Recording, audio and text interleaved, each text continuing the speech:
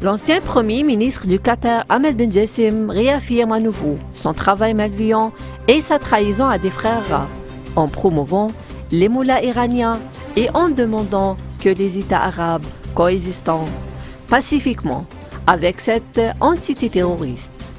Pendant que Ahmed Ben Jassim ne s'arrête pas un seul moment pour regarder l'ampleur de la dévastation, ce qui a été laissé par l'Iran et ses milices dans le monde arabe.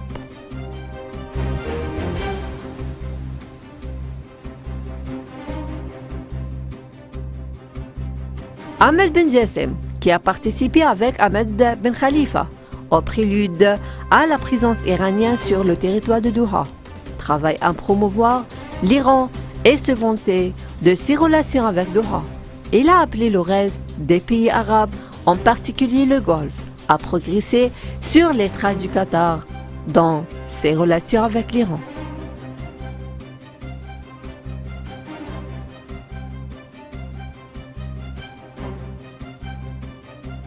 Cette tâche qui est devenue la préoccupation de Ahmed Ben Jassim, qu'il tente de la promouvoir à travers son compte personnel sur le site de réseau social Twitter, où il a écrit une série de tweets récents dans lesquels il a tenté de réduire le risque de l'action américaine actuelle contre l'Iran, en disant « L'escalade actuelle dans la région du Golfe, soutenue par certains des pays de conseil de la coopération du Golfe, ne mènera pas à une confrontation militaire à grande échelle avec l'Iran, mais visera plutôt à ramener l'accord nucléaire à la table des négociations entre les États-Unis et l'Iran, a-t-il dit.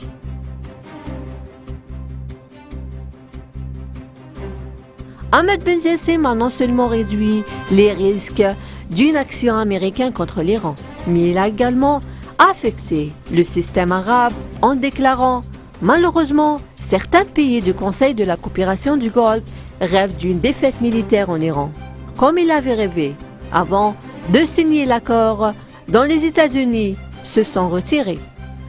Ces pays eux-mêmes sont obligés de rendre hommage à l'accord lors de sa signature à ce moment. Malheureusement, nous ne sommes qu'un parti secondaire. Nous travaillons dans un réflexe, sans vision déterminée par nos intérêts, a-t-il déclaré.